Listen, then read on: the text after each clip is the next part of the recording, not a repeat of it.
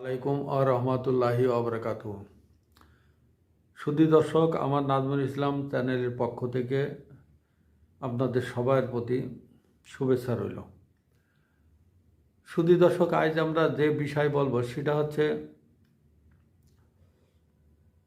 প্রথম আলো এবং ডেইলি স্টারের সাংবাদিক কলাকুশলী এদেরকে পুড়িয়ে মারার কিছু লোমহর্ষক কাহিনী।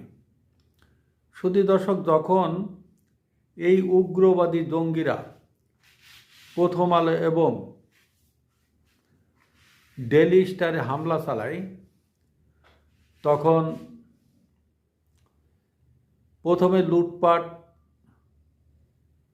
পরে ভাঙচুর, তারপরে আগুন ধরায়। ভিতরে সাংবাদিকরা উপস্থিত ছিল, অনেক কলাকৌশলীরা উপস্থিত ছিল, অফিসিয়াল অনেক ব্যক্তিরা উপস্থিত ছিল। প্রায় 30 থেকে 40 জন অফিসের স্টাফ ছিল এবং তারা ভিতরে যখন আগুন ধরায় দেয়, এইটা সহ্য করতে না পারে তারা সবাই ছাদে চলে যায়। ছাদে গিয়ে তারা বিভিন্নভাবে চিৎকার চেঁচামেচি করছিল, কিন্তু তারা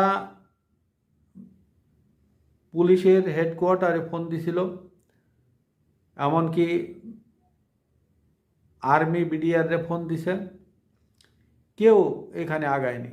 র্যাবকেও ফোন দিছে, আগায়নি। প্রধান উপদেষ্টার দপ্তরে এবং স্বরাষ্ট্র উপদেষ্টার কাছেও ফোন দেওয়া হয়েছে, কেউ তাদেরকে সাহায্য করার জন্য এগিয়ে আসেনি।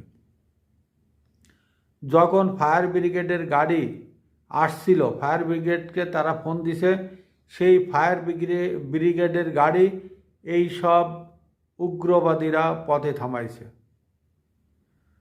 পথে থামায় তাদেরকে আসতে দেয়নি। পরবর্তীতে 2 ঘন্টা পরে সাংবাদিকরা আসছে, এই সেনাবাহিনী আসছে।